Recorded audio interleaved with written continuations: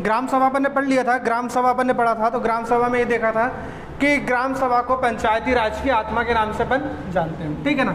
और बहुत सारी चीज़ें थी कि ग्राम सभा गठन जो होता है वो किसी भी ग्राम पंचायत के जो 18 वर्ष के आयु के मतदाता होते हैं उनको मिलके होता है, उसके निर्णय कोई ठुकरा नहीं सकता। ऐसी बहुत सारी चीज़ें देखी थी। आज अपन देखने वाले हैं ग्राम कचहरी। पंचायती राज में यहाँ से क्वेश्चन फिक्स है कि वन नहीं है, एक क्वेश्चन तो डन है कि आता ही है, ठीक है। तो ग्राम कचहरी की क्या आशय है, ग्राम कचहरी से गठन कैसे होता है, इसका स्वरूप क्या होता है, इसमें कौन कौन से निर्णय लिए जाते हैं, निर्णय लेने का तरीका क्या होता है, निर्णय कौन लेता है, ये सारी चीज़ें अपन देखते हैं। तो सबसे पहला टॉपिक अपना हेडिंग डलेगी, हेडिंग डाल लो इसमें ग्राम कचहरी में। पहला ग्राम कचहरी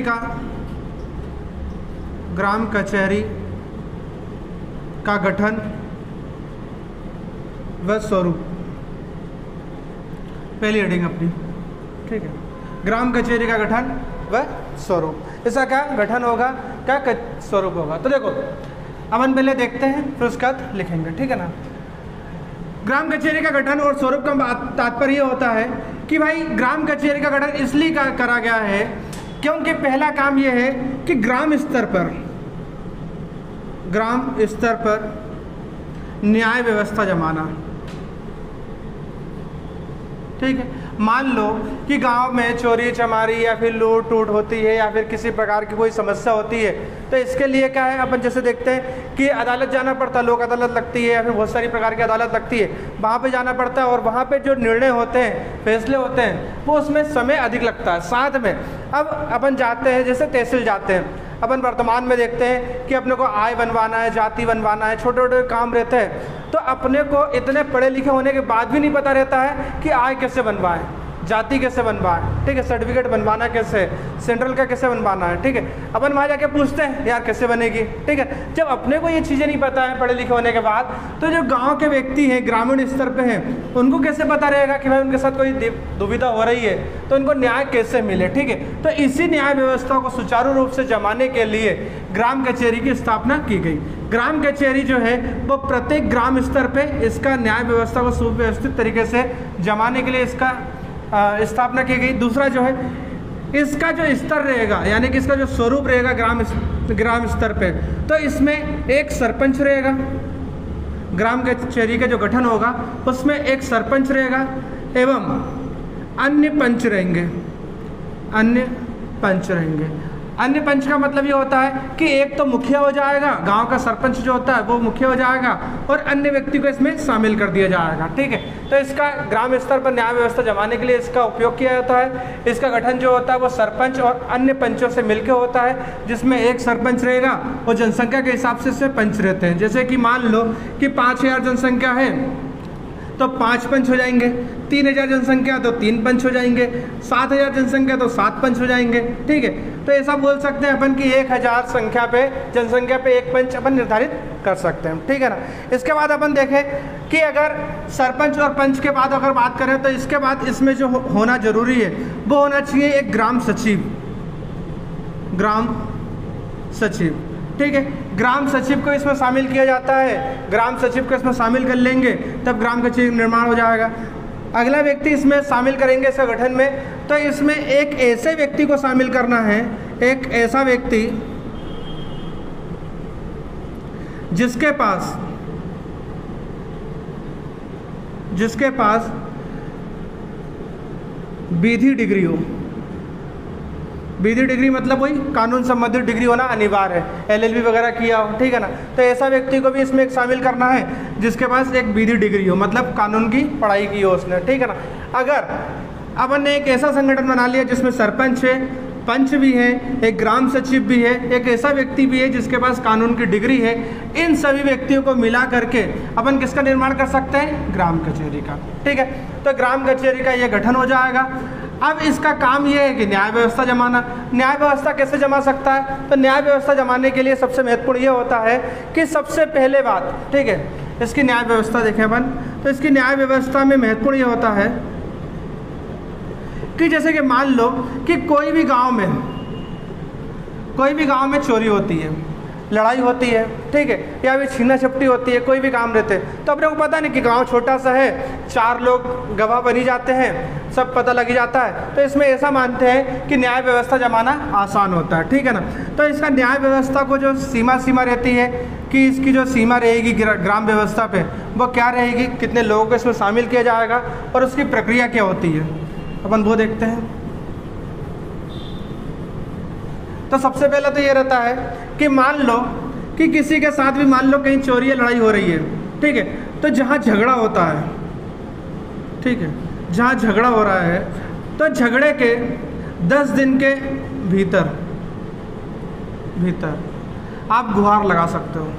मान लो आपका ग्राम में किसी से झगड़ा हुआ है, तो झगड़े के बाद 10 दिन के भीतर, 10 दिन के अंदर जो है आप सरपंच से गुहार लगा सकते हो। इसकी प्रक्रिया ये रहेगी कि आपको 100 रुपये, सिर्फ कितने रुपए, 100 रुपये, मात्र 100 रुपये सरपंच के पास जमा करना है, ठीक है। 100 रुपये आपके सरपंच के पास जमा करना है। आपने 100 रुपये जमा किए तो आपकी वो अपील जो है वो मान ली जाएगी, ठीक है ना। यानी कम से कम खर्चा होगा, पहली बात। दूसरी बात, जैसे आपने 100 रुपये जमा किए तो उसके बाद 45 दिन, कितने दिन, 45 दिन, या बोल सकते हैं 6 सप्ताह, 6 सप्ताह में न्याय, 6 सप्ताह में न्याय देना अनिवार्य है। जैसे ही आपने जिस दिन आपने 100 रुपये जमा कर दी, आपने अपना केस दायर कर दिया, उसके 6 सप्ताह के अंदर या 45 दिन के अंदर जो है आपको न्याय जो देना मिलना यानी कि अनिवार्य है। अगर 6 सप्ताह के अंदर फैसला नहीं सुनाया जाता है तो फिर अगली कार्रवाई के लिए सरपंच जो है वो जिम्मेदार होगा। मगर ऐसा होता है कि सरपंच और पंच जो है वो 6 माह के अंदर अपनी न्याय व्यवस्था जो है उसको बना देते हैं। चौथा ये रहता है कि जब भी न्याय होगा तो इसमें सरपंच के साथ साथ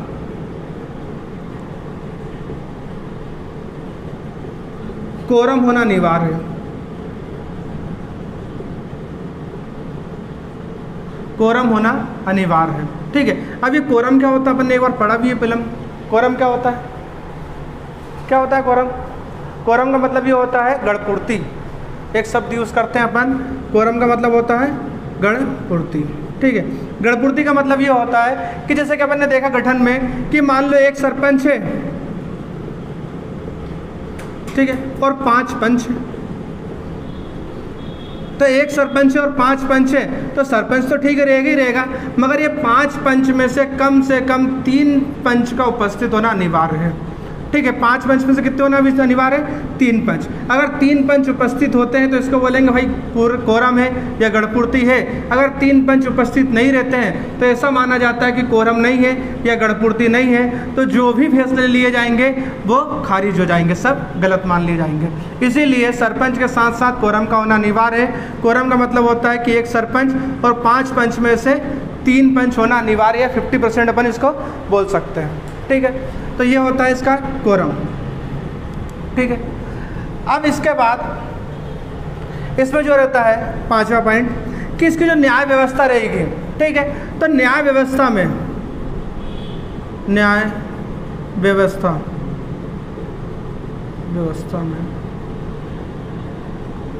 किसी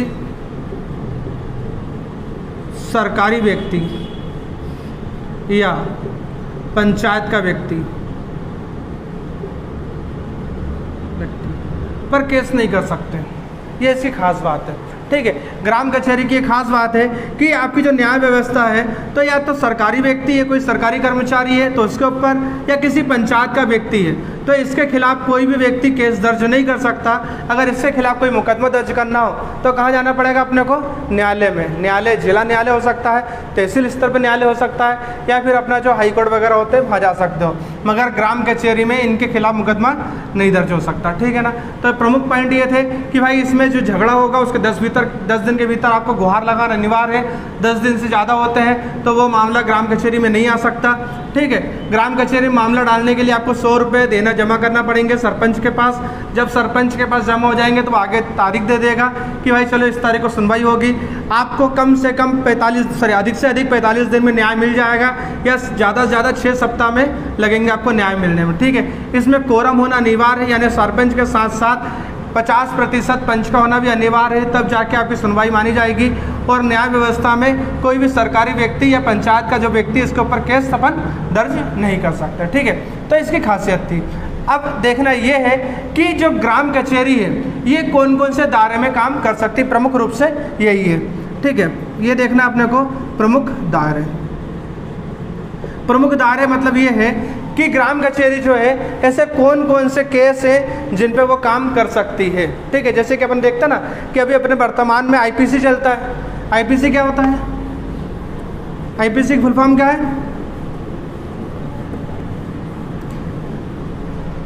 देखो,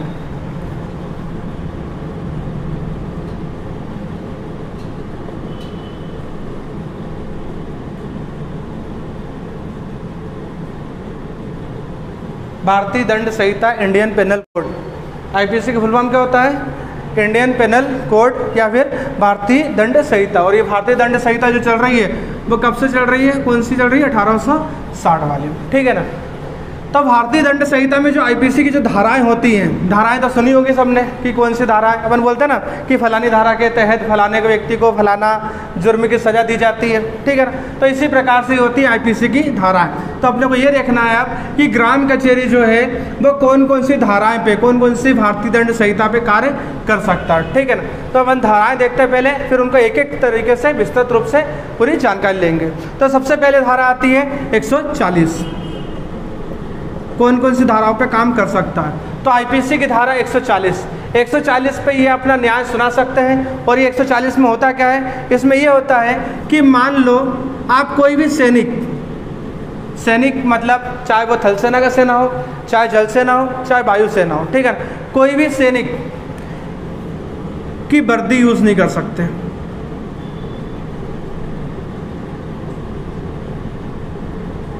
यह टोकन, उसके नाम की जो टोकन रहती है ना वो लगी रहती है, आप उसका उपयोग नहीं कर सकते। आईपीसी की धारा 140 में लिखा हुआ है भारतीय दंड संहिता में कि आप किसी भी सैनिक की वर्दी का उपयोग नहीं कर सकते या उसकी टोकन का उपयोग नहीं कर सकते, ठीक है। इसकी सजाएं भी है बहुत सारी कि इसमें कौन सजा दी जाएगी, इसमें कितना जुर्माना लगाया जाएगा, मगर अपन उतना नहीं देखेंगे क्योंकि उसको अपने कोई काम का भी नहीं है और क्लास भी लंबी होगी, ठीक है। अपन सिर्फ देखेंगे धाराएं और किस लिए वो धारा लगाई जाती है। तो धारा 140 लगाई जाती है, सैनिक की वर्दी का उपयोग नहीं करना अपने को, ठीक है।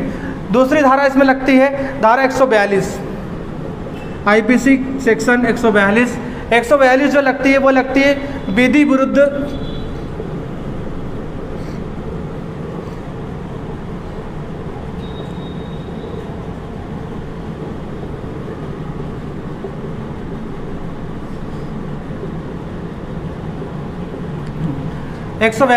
विधि विरुद्ध जन समूह में शामिल होना, ठीक है ना। यानी कि ऐसा जन समूह जो कानून के विरुद्ध हो। विधि मतलब क्या होता है? कानून। तो जैसे बहुत सारे, जैसे कि अपन मान लो तालिबान का हो गया, ठीक है, IS हो गया, ठीक है ना। तो इस प्रकार से जो है जो कानून के विरुद्ध है, अगर ऐसे जन समूह में अगर तो आप शामिल होते हो, ठीक है ना, और भी ऐसे बहुत सारे हैं, तो इसमें आपके ऊपर जो धारा लगती है वो कौन सी लगती है? धारा 142 लगती है। तो इसमें ग्राम कचहरी फैसला सुना सकता है, ठीक है। अगला होता है 142 के बाद 145, आईपीसी का सेक्शन 145 का मतलब ये होता है कि मान लो ऐसे जन समूह जिनको खत्म कर दिया गया है, कानून के द्वारा खत्म कर दिया गया है, उसमें अगर शामिल होते आप, मान लो कि विधि द्वारा जन समूह को खत्म कर दिया गया है,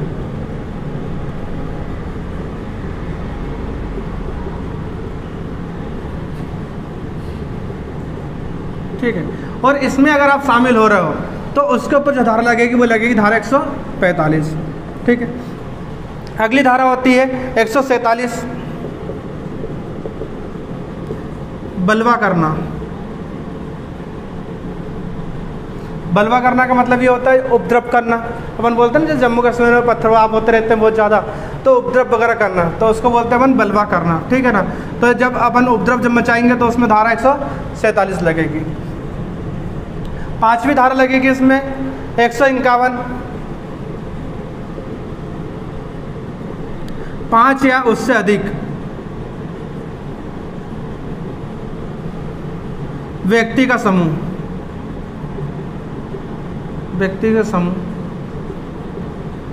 जो कानून द्वारा खत्म किया गया हो। एक ऐसा समूह बना लिया है चोरों का या किसी का भी जिसे कानून द्वारा खत्म करने के आदेश दिए गए हैं, जिसे 5 या उससे अधिक सदस्य हैं, अगर उसमें शामिल होते हो तो आपके ऊपर जो धारा लगेगी वो लगेगी धारा 151 की। ठीक है, अगली धारा है 152। सारी धाराएं पढ़ना है आज, खासकर जो है अपनी ग्राम कचहरी इस पर काम करती है। 152 जो है उपद्रव करना। उपद्रव में कुछ भी हो सकता है, ठीक है ना। 7वां है अपना 160।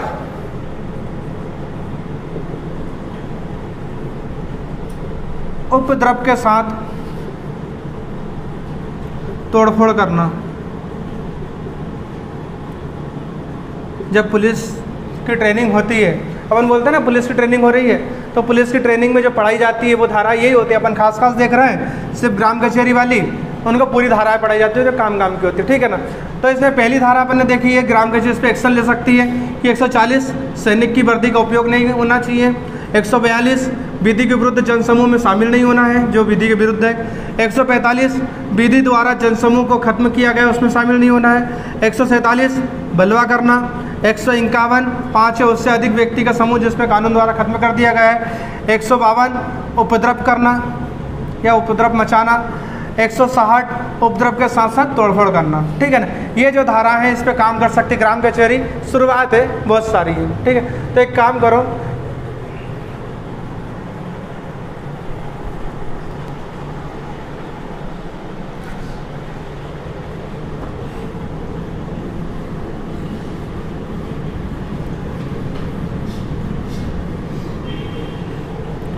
नेक्स्ट है आईपीसी 172।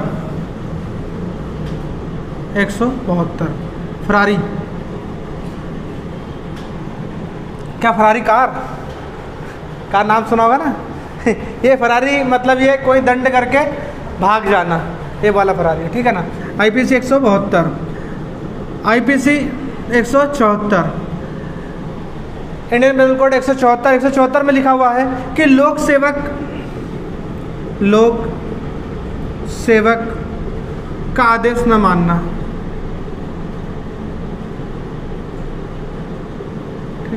मान लो कोई सरकारी कर्मचारी है और वो आदेश दे रहा है तो उसका आदेश नहीं मानेंगे तो उसमें जो धारा लगती है वो लगती है 174, ठीक है।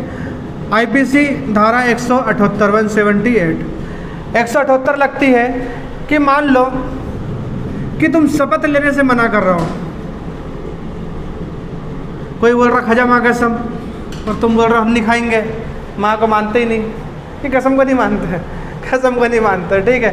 तो शपथ नहीं लेंगे तो उसके ऊपर धारा लगा सकते हैं आईपीसी का सेक्शन 178। ये शपथ कौन सी वाली है, जो सरकारी नौकरी वगैरह में लेते हैं ना अपन, ये वो वाली, नहीं तो किसी को कसम खिला रहा हो तुम, ठीक है। 178। उसका बाद अगला है आईपीसी सेक्शन 179 179 के तहत लोक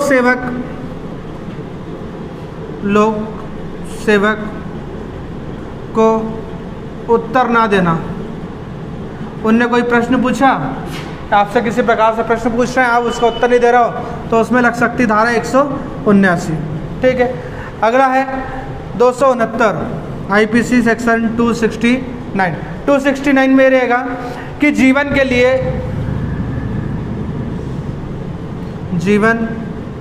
के लिए संकटपूर्ण कार्य करना। ऐसा कोई काम कर रहा हो जिससे दूसरे के जीवन पे कोई खतरा उत्पन्न होता है तो आपके ऊपर धारा लगाई जा सकती है 269, ठीक है। अगला है 277 277 जल स्रोत को दूषित करना। जो भी हमारे जल स्रोत है अगर आप उनको दूषित करते हो तो उस पर 277 के तहत आपके ऊपर जुर्माना लग सकता है, ठीक है ना। 277 के बाद है 283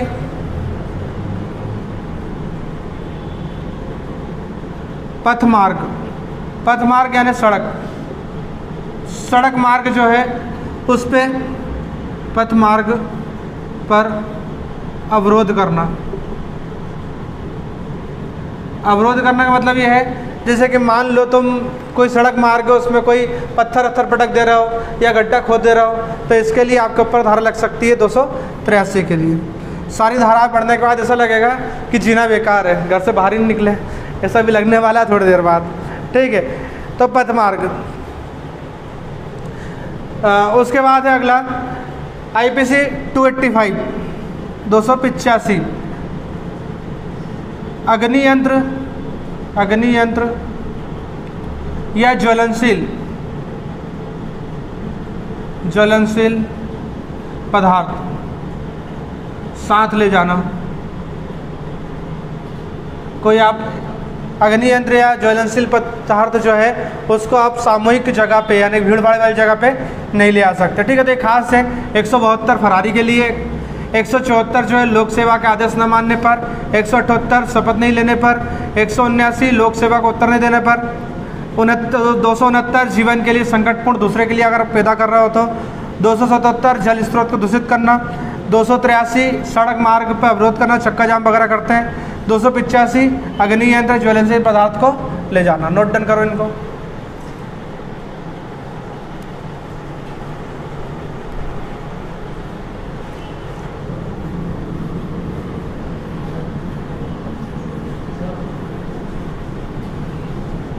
चलो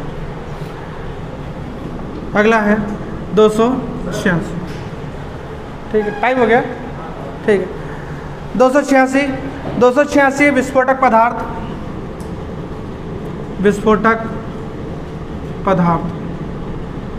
को रखना।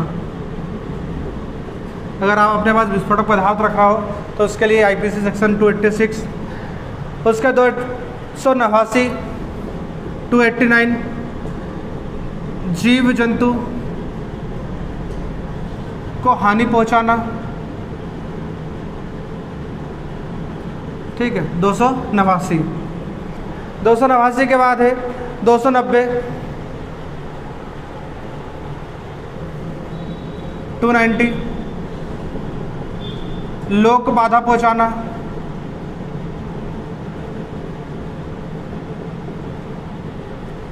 यदि आप किसी व्यक्ति को किसी प्रकार से बाधा पहुंचा रहा हो तो उसके लिए 290।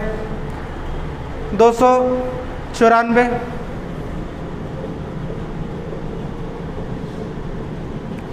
अश्लील कार्य करना।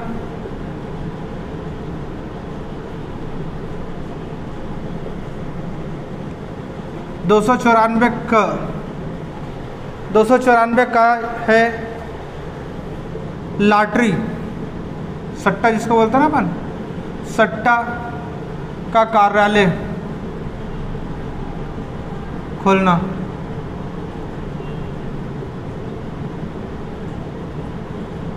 आर्टिकल 294 का, ठीक है, लॉटरी या सट्टा कार्यालय खोलना। ठीक है, अगला है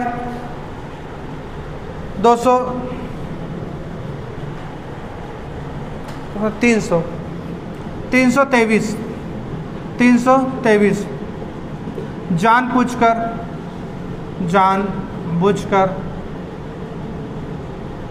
किसी को चोट पहुंचाना। ठीक है, 323 जानबूझकर किसी को चोट पहुंचाना। उसके बाद है 336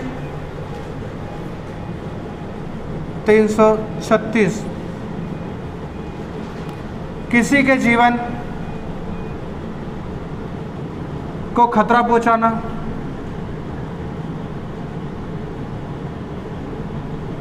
ठीक है, ये है 336।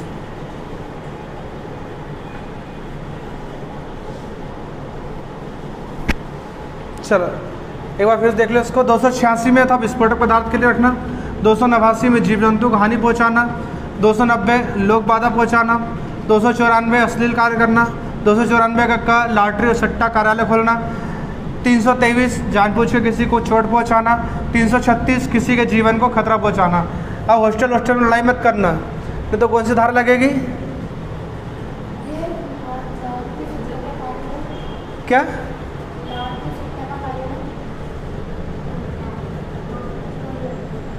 अश्लील कार्य करना 294। चलो नोट डन कर लिया।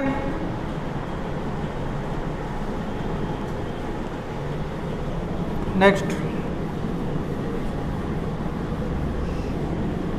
अगला 336 के बाद है 341।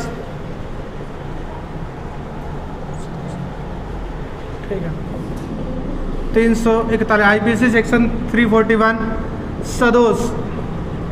मान लो कोई व्यक्ति दोष कर रहा था, उसका साथ दे रहा हो, तो उसमें सदोष जुर्म, किसी का साथ देना गलत कामों में।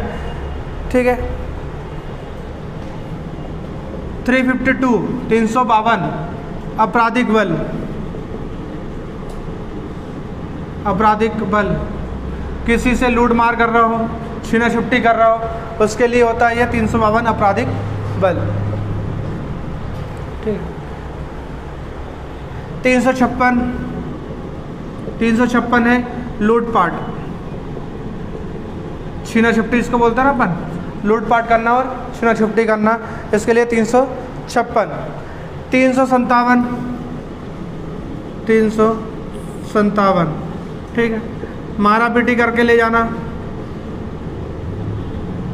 मारपीट करना, तो इसके लिए लगेगा 357। लगा मत देना एक आधे कप पर। ठीक है, 357 358 सेम है, ये इसका एक भाग है। ठीक है ना। 358 के बाद है 374 आईपीसी सेक्शन 374। 374 में है विधि पूर्वक श्रम कार्य करना, श्रम कार्य करना जो कानून के विरुद्ध है, ऐसे श्रम कार्य करना 374। ठीक है। 403 आईपीसी सेक्शन 403 संपत्ति का गबन करना,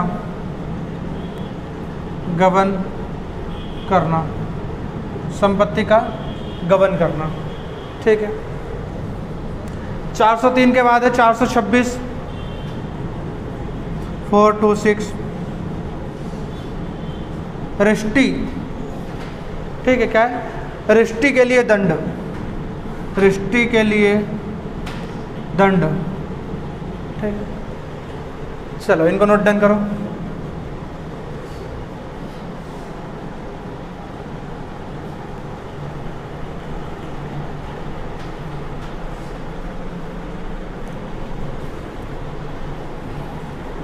हो गया?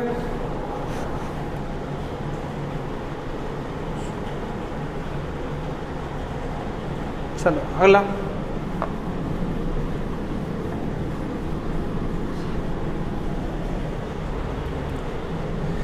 चार 428 जीव जंतु को मारना, जीव जंतु को मारना। ठीक है, 428 में जीव जंतु, और 430 में भी वही है। ठीक है।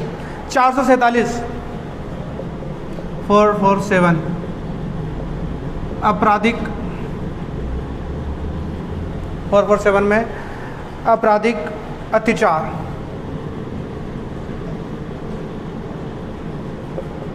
447 के बाद है 448 448 गृह अत्याचार, जुर्म करना। ठीक है। 448 के बाद है 502 मानहानि, किसी की भावनाओं को ठेस पहुंचाते हो अगर, तो उसके लिए लगती है मानहानि। भावनाएं बहुत इम्पोर्टेंट है जीवन में। 504 शांति भंग करना, ये तुम्हारे ऊपर लगाऊंगा मैं, तुमने मेरे जीवन की शांति भंग कर दी है। 504 जीवन में शांति भंग करना।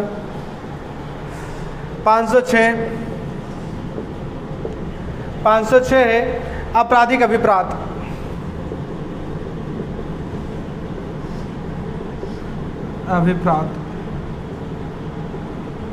ठीक है। और लास्ट है 510 शराब पीकर ज्ञान देना।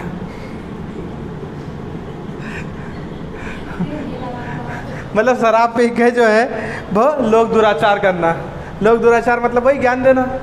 तो शराब पी के ज्ञान देना, ये सबसे तो आखिरी में आई 510 सबसे काम की तो यही है, सबसे ज़्यादा चलने वाली, इसमें सबसे ऊपर होना चाहिए था। ठीक है, तो ये है। इसमें देखो अरे धारा भी देखना कैसा, 428 जीव जंतु को मारना। जीव जंतु को मारना कैसा, जिसकी कीमत ब्रैकेट में लिखे रहता है, जिसकी कीमत 10 रुपये से ज़्यादा हो। तो हर जीव जंतु की कीमत 10 रुपये ज़्यादा है। मतलब लगाओ इसके ऊपर धारा, मतलब ये है कि चींटी ईटी को मारो चलेगा, मुर्गा मुर्गी खाओगे मारोगे तो उसके ऊपर लगेगी है। ठीक है, तो इस प्रकार से तो नोट डन हो गई है। तो ये थी अपनी प्रमुख धाराएं। ठीक है, चलो तो ये प्रमुख धारा थी। अब हेडिंग डालो, भारतीय दंड संहिता ये खत्म हो गई है।